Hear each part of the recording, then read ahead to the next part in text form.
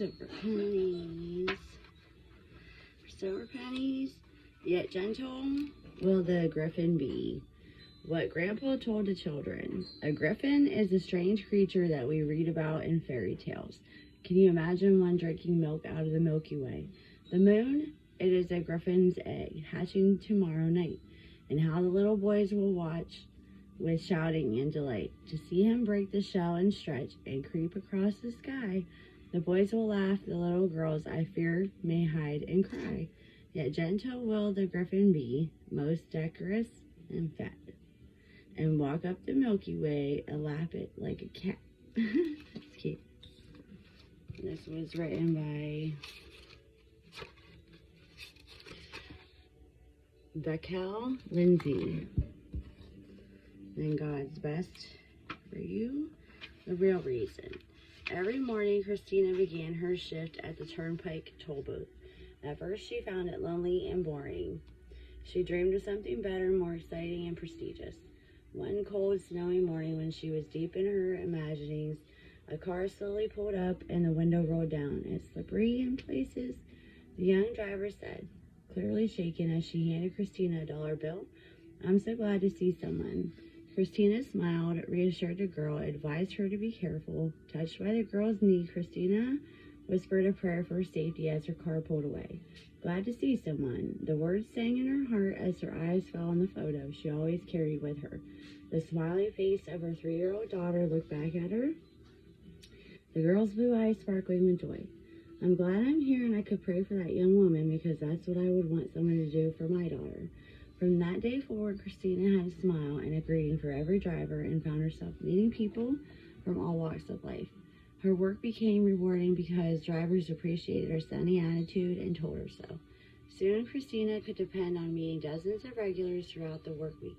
Whatever God's will is for you right now, you meet challenges. Perhaps you struggle with a certain aspect of your calling, or you're reluctant to accept a difficult part of it, or you wish He would ask you to do something else entirely. Lift the eyes of your soul to Him and see the good you are doing. Discover ways to reap His rewards, then pour yourself into it with all your heart.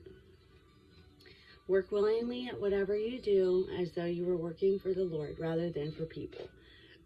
Colossians 3:23. And then daily guideposts. It says, straight is the gate, and narrow is the way, which leadeth unto life.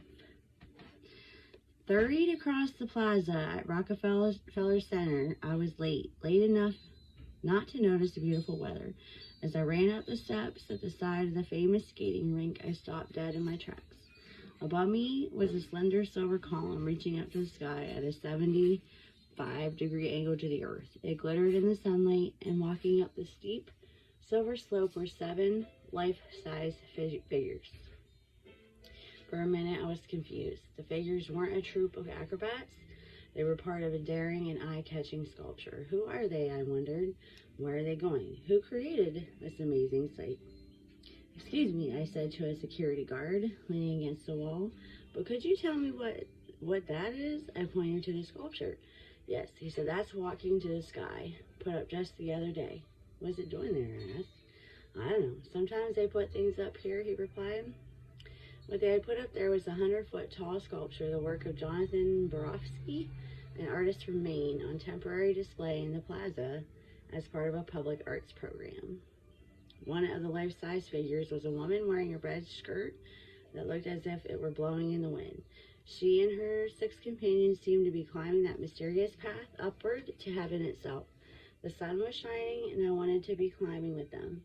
Lord, we are all making life's climb together. Help us to keep our feet on the narrow beam. Bridget Weeks. That's awesome. I like that. Do. Oh, that was somebody that helps me every day.